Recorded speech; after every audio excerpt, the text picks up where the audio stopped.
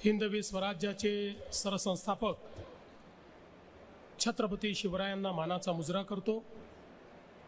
भारतीय राज्यघटनेचे शिल्पकार भारतरत्न डॉक्टर बाबासाहेब आंबेडकर यांना मानवंदना अर्पित करतो।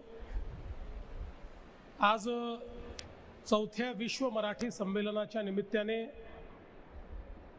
मंचावर उपस्थित असलेल्या राज्याच्या उपमुख्यमंत्री माननीय सुनेत्राताई पवार, मंत्रिमंडळातील आमचे सहकारी माननीय छगन भुजबळजी, ज्यांनी हा कार्यक्रम आयोजित करण्याकरता पुढाकार घेतला, ते उदय सामंतजी, गिरीश महाजनजी, आपल्या सर्वांना आशीर्वाद देण्याकरता या ठिकाणी उपस्थित झालेले शांतीब्रह्म मारुती बाबा कुरेकर, त्याचप्रमाणे मंचावर उपस्थित असलेल्या खासदार डॉक्टर शोभाताई बच्छाव, खासदार राजाभाऊ वाजे, आमदार देवयानीताई फरांदे, ज्येष्ठ साहित्यिक मधु मंगेश कर्णिकजी, माननीय भालचंद्र नेमाडेजी, सदानंद मोरे सर, दिलीपजी धोंडगे, विनोदजी कुलकर्णी,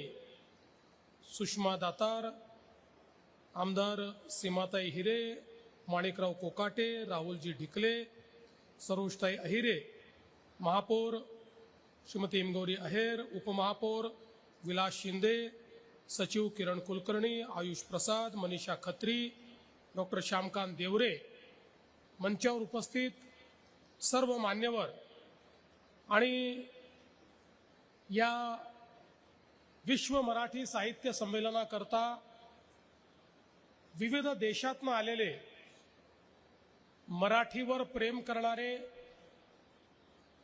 आणि कुठेही असले तरी आपली मराठी संस्कृती जोपासत त्या मराठी असण्याचा अभिमान आणि स्वाभिमान जोपासत आज त्याच प्रेमाखातर या ठिकाणी आलेले सर्व आमचे परदेशस्थ मराठी भगिनी आणि बंधुजन, नाशिकमध्ये या ठिकाणी उपस्थित असलेले सर्व मराठी भाषेवर प्रेम करणारे भगिनी आणि बंधू आणि विशेषतः आज उपस्थित झालेले आमचे सर्व वारकरी विद्यार्थी भगिनी आणि बंधूंनो, पंचवटी गंगातटी एकता आल्हाद सीतेच्या पोटी, श्रीरामासी सुखसंतुष्टी पंचवटी ऐकोनी। संत एकनाथ महाराजांच्या भावार्थ रामायणामध्ये पंचवटीचा अर्थात नाशिकचा जो काही उल्लेख आपल्याला पाहायला मिळतो, त्यात ज्या भागाने प्रभू श्रीरामांनाही सुखसंतुष्टी प्राप्त होते अशा प्रकारचा हा नाशिकचा परिसर आहे। ज्या परिसरामध्ये आपल्या सर्वांचं स्वागत करताना खरं म्हणजे खूप मला आनंद आहे। आपल्याला माहिती आहे की नाशिकमध्ये वास्तव्य केल्याने त्रिभुवनात कीर्ती प्राप्त होईल असं अगस्त्य ऋषींनी रामाला सांगितल्याचं, प्रभू श्रीरामांना सांगितल्याचं देखील ऐकिवात आहे। त्यामुळे ही भूमी एक पुण्यभूमी आहे, एक ऐतिहासिक भूमी आहे, एक पौराणिक अशा प्रकारची भूमी आहे आणि या भूमीवर हे चौथं विश्व मराठी संमेलन या ठिकाणी होत आहे आणि तेही मराठी भाषा गौरव दिनाच्या निमित्ताने आज याचं उद्घाटन होत आहे। याचा मला अतिशय मनापासून आनंद आहे आणि मी या निमित्ताने जसं आत्ताच सुनेत्राताईंनी सांगितलं की भाषेचा कुंभ हा यावर्षी आहे आणि पुढच्या वर्षी आपल्याला माहिती आहे संस्कृतीचा कुंभ आहे। त्यामुळे परदेशातनं आलेल्या आमच्या समस्त मराठी जनांना पुढच्या वर्षीच्या कुंभाचं निमंत्रण हे आजच मी या ठिकाणी देतो आणि आपण जरूर त्या ठिकाणी यावं अशा प्रकारची मी आपल्याला विनंती करतो। आज खरं म्हणजे America, France, Netherland, Norway, Hungary, Nigeria Australia, Malaysia, Sri Lanka अशा वेगवेगळ्या देशातनं आमची सर्व मंडळी या ठिकाणी आली आहेत. मी त्यांना एवढंच सांगू इच्छितो की तुमच्या देशामध्ये तुम्ही मराठीचे आणि महाराष्ट्राचे ब्रँड अँबॅसेडर आहात आणि खऱ्या अर्थानं मराठी माणूस कसा असतो हे जगाला तुमच्याकडे पाहून कळतं. आणि मी तर अनुभव घेतलाय. मी ज्यावेळेस डावोसला स्वित्झर्लंडला गेलो, आमचे मंत्री महोदय देखील, उद्योग मंत्री देखील तेही गेले. ज्या प्रकारचं स्वागत आमच्या मराठी जनांनी त्या ठिकाणी केलं, अख्ख्या विश्वाला समजलं की महाराष्ट्राचा मुख्यमंत्री डावोसमध्ये आलेला आहे. ही मराठी माणसाची ताकद ही खऱ्या अर्थानं आपल्याला या ठिकाणी पाहायला मिळाली आहे. खरं तर आपल्याला ज्ञानेश्वर माऊलींनी विश्वाचाच विचार करायला शिकवलेला आहे आणि म्हणून विश्वेश्वराची संकल्पना ही घेऊनच मराठी माणूस या ठिकाणी काम करत असतो. आणि म्हणून तो कधी छोटा विचार करत नाही, तो कधी संकुचित विचार करत नाही. आपला मराठी माणूस हा नेहमी त्याच्या पराक्रमाने, त्याच्या भक्तिभावाने आपली एक वेगळी प्रतिमा ही या ठिकाणी निर्माण करत असतो.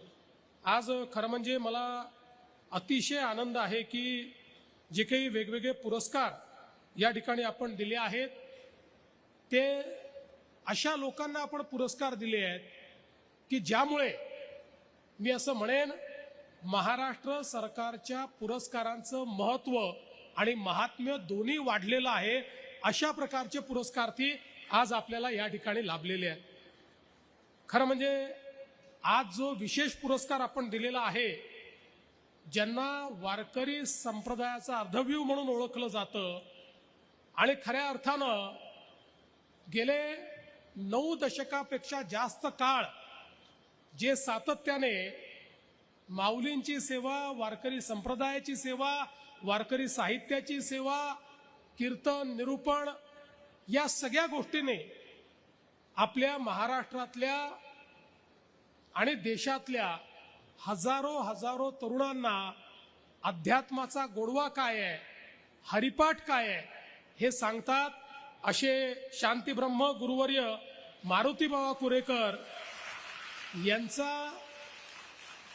विशेष सत्कार करताना आज खरं म्हणजे आम्ही सगळे धन्य झालेलो आहे.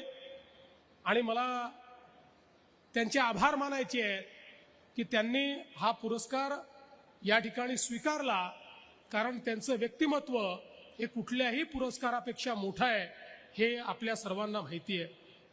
आज साहित्यभूषण पुरस्कार ज्यांना ज्ञानपीठ पुरस्कार प्राप्त झालेला आहे आणि ज्यांनी मानवी जीवन आणि मानवी संवेदना या आपल्या साहित्यातून अतिशय सुंदर पद्धतीनं आपल्यापर्यंत त्याची सगळी गुंतागुंत ही आपल्यापर्यंत पोहोचवण्याचं काम केलेलं आहे. असे भालचंद्र नेमाडे यांना हा पुरस्कार मिळाला, त्यांचंही मी अतिशय मनापासून अभिनंदन करतो. विंदा करंदीकर जीवनगौरव पुरस्कार हा ज्येष्ठ लेखक श्रीनिवास कुलकर्णी यांना मिळालेला आहे. मराठी भाषा अभ्यासक पुरस्कार हा डॉक्टर दिलीप घोंगडे आणि त्यांच्यासोबत इचलकरंजीच्या आपटे वाचन मंदिराला मिळाला आहे, त्यांचंही मी मनापासून अभिनंदन करतो. आणि मंगेश पाडगावकर मराठी भाषा संवर्धक पुरस्कार हा श्री विनोद कुलकर्णी आणि कर्नाटक राज्य मराठी साहित्य परिषद कलबुर्गी यांना मिळालेला आहे. या सर्वांचं मी अतिशय मनापासून अभिनंदन करतो. आपल्याला माहिती आहे भालचंद्र नेमाडेंनी मराठी माणसाच्या अस्मितेला नवीन पंख दिले. श्रीनिवास कुलकर्णी यांनी संवेदनशील आणि विचारप्रधान अशा प्रकारचं लेखन केलं. डॉक्टर दिलीप धोंगडे यांनी संत तुकाराम महाराजांच्या अभंगावर PhD केली आणि त्यावर ग्रंथ लिहिले. आपटे वाचन मंदिराने 70,000हून अधिक ग्रंथ आणि दुर्मिळे अशा हस्तलिखितांचं त्या ठिकाणी जतन केलं. आणि विनोद कुलकर्णी यांनी मराठी अभिजात भाषा व्हावी याकरता लाखांवर पत्र लिहून घेतली. आणि कर्नाटक साहित्य परिषदेने महाराष्ट्राबाहेर आमच्या मराठीला त्या ठिकाणी मान मिळवून देण्याकरता अतिशय मोठं योगदान केलं। खरं म्हणजे आपण जर बघितलं तर यातली बहुतांश मंडळी ही 80-85 वर्षाच्या वरची आहे। 6-7 दशकं ज्यांनी मराठीची सेवा केली अशा सगळ्या लोकांचा सत्कार झालाय। पण त्यासोबत जी तरुण पिढी देखील आहे ती देखील बघितल्यानंतर मला विश्वास आहे की हा जो काही मराठीचा रथ आहे हा असाच अविरत पुढे पुढे जात राहील आणि मराठीचे जे सगळे सारस्वत आहेत ते निश्चितपणे आपल्या भाषेला आणि आपल्या अस्मितेला अशाच पद्धतीनं त्या ठिकाणी जिवंत ठेवत राहतील याबद्दल माझ्या मनामध्ये खरं म्हणजे कुठलीही शंका नाही। आज खरं तर आपल्या सर्वांना याची कल्पना आहे की आपली मराठी भाषा ही अभिजात भाषा तर झालीच आहे, पण त्यासोबत ही एक अशी भाषा आहे की ज्या भाषेमध्ये आपल्या देशामध्ये सर्वाधिक साहित्य तयार होतं आणि सर्वाधिक साहित्य संमेलनं देखील आपल्या मराठी भाषेमध्येच होतात। या महाराष्ट्राच्या भूमीला साहित्याची, नाट्याची, लोकगीतांची प्रचंड मोठी आवड आहे आणि ही आवड आपण जोपासली आहे आणि खऱ्या अर्थानं आपल्या दैनंदिन जीवनामध्ये देखील आपण जर बघितलं तर आपल्याला आनंदाचे जे क्षण मिळतात ते क्षण देखील या महाराष्ट्राच्या मराठी भाषेने जे साहित्य निर्माण केलेलं आहे, जी लोकगीतं निर्माण केली आहे, ज्या परंपरा तयार केलेल्या आहेत त्या परंपरांमुळेच आपल्या सगळ्यांचं जीवन हे समृद्ध झालेलं आपल्याला पाहायला मिळतं। आणि म्हणून मला असं वाटतं की आज ज्यावेळी आपण एकूण मराठीचा व्याप बघतो त्यावेळी अगदी जेव्हा आपण नाट्य संस्कृतीचा विचार करतो तर आज देशामध्ये जवळजवळ सगळ्याच भाषांमध्ये आपल्याला एक नाट्य संस्कृती पाहायला मिळते। पण वेगवेगळ्या भाषांचा जर आपण विचार केला तर त्यांच्या रंगकर्मींसमोर, त्यांच्या नाट्यसृष्टीसमोर आज प्रश्नचिन्ह निर्माण झालंय। अतिशय कमी नाटकं तयार होतात, त्याला फार मोठ्या प्रमाणात प्रतिसाद देखील मिळत नाही। पण आजही देशामध्ये सर्वात समृद्ध अशा प्रकारची नाट्य संस्कृती ही जर कुठे पाहायची असेल, नाट्यप्रेमी कुठे पाहायचे असतील, रसिक कुठे पाहायचे असतील तर या मराठी मुलखामध्ये येऊन जर आपण बघितलं तर इथेच आपल्याला नवनवीन नाटकांची निर्मिती पाहायला मिळते आणि त्याला तितक्याच मोठ्या प्रमाणात प्रतिसाद देणारे अशा प्रकारचे सर्व आपल्याला या ठिकाणी रसिक देखील पाहायला मिळतात। खरं तर या ठिकाणी आपल्याला माहिती आहे की ही जी भूमी आहे ही भूमी स्वातंत्र्यवीर सावरकरांची देखील भूमी आहे। भगूर हे आपल्या नाशिक जिल्ह्यामध्ये येतं आणि स्वातंत्र्यवीर सावरकरांनी भाषा शुद्धीकरता केलेले जे काही प्रयत्न आहेत ते आपल्याला ठाऊक आहेत। खरं म्हणजे आपल्या इतिहासामध्ये स्वभाषेचा स्वाभिमान आणि भाषा शुद्धी ही आपल्याला पहिल्यांदा कोणी शिकवली असेल तर ती छत्रपती शिवरायांनी शिकवली। छत्रपती शिवरायांनी ज्यावेळेस राज्यकर्त्यांकरता भाषेचा कोश तयार केला तो काळ असा होता की सातत्याने आपल्यावर परकीय आक्रमकांनी राज्य केल्यामुळे आपलं संपूर्ण राज्यकारभार हा कुठे फारसी, कुठे अरबी अशा वेगवेगळ्या शब्दांनी आपली मराठी पूर्णपणे प्रदूषित झाली होती। त्यावेळेस प्रमाण भाषेचा कोश हा छत्रपती शिवरायांनी तयार केला आणि खऱ्या अर्थानं राज्यकारभार चालवण्याकरता जी भाषा आपल्याला आवश्यक आहे ती आपल्याला भाषा देणारे हे छत्रपती शिवराय होते। त्याच पद्धतीनं आधुनिक महाराष्ट्रामध्ये आपल्या या संपूर्ण भाषेच्या शुद्धीकरणाचं काम हे खऱ्या अर्थानं स्वातंत्र्यवीर सावरकरांनी केलं आणि त्या माध्यमातनं अनेक शब्द म्हणजे आज आपले महापौर या ठिकाणी बसलेले आहेत, महापौर हा शब्द देखील आपल्याला स्वातंत्र्यवीर सावरकरांनी दिला। आम्ही सगळे विधानसभेतनं आलो, विधान भवनातनं आलो, विधानसभा, विधान परिषद हे शब्द देखील स्वातंत्र्यवीर सावरकरांनी आपल्याला दिले आणि असे अनेक शब्द खरं म्हणजे आपल्याला स्वातंत्र्यवीर सावरकरांनी दिले। आणि मला असं वाटतं की ही जी काही एक फार मोठी परंपरा आहे जी नाशिक जिल्ह्याने या ठिकाणी खऱ्या अर्थानं जोपासलेली आहे, मला असं वाटतं की आज त्याच नाशिकमध्ये हे संमेलन या ठिकाणी होत आहे, ही आपल्याकरता अत्यंत महत्त्वाची गोष्ट आहे। आणि कविवर्य कुसुमाग्रजांच्या स्मृतीप्रित्यर्थ आपण जो मराठी भाषा गौरव दिवस साजरा करतो त्या दिवशी होत आहे, हे देखील अत्यंत महत्त्वाचं आहे। पण एक गोष्ट निश्चित आहे की केवळ भाषेचा गौरव करून ती भाषा टिकत नाही।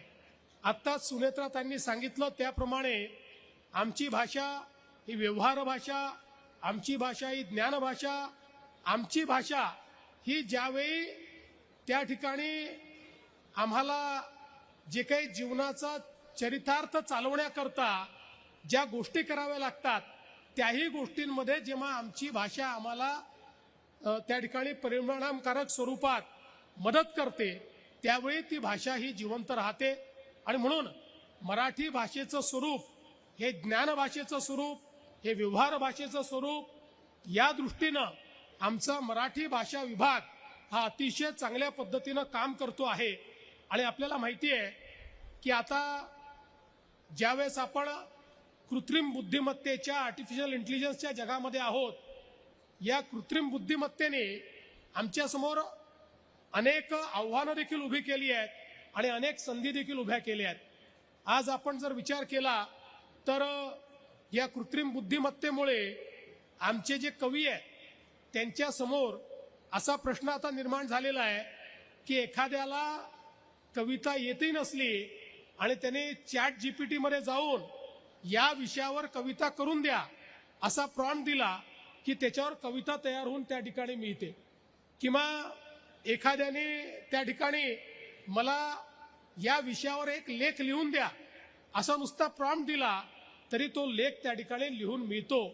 त्यामुळे अशा पद्धतीच्या काही मला असं वाटतं आव्हानं आपल्या समोर आहेत। पण हे किती आव्हानं असले तरी देखील हे अभिजात साहित्याला कधीच आव्हान मिळू शकत नाही। याचं कारण चॅट जीपीटी किंवा कुठल्याही आर्टिफिशियल इंटेलिजन्सच्या इंजिनच्या माध्यमातून जे साहित्य तयार होतं ते कुठलं साहित्य असतं, ते मशीन लर्निंग मधनं तयार झालेलं साहित्य असतं। म्हणजे काय तर जेवढे साहित्य त्यांना फीड केलेलं असतं, जेवढं साहित्य त्या लँग्वेज मॉडेलनी वाचलेलं असतं, त्या साहित्याची भेसळ करून त्यातनं काहीतरी तयार करण्याचं काम होत असतं।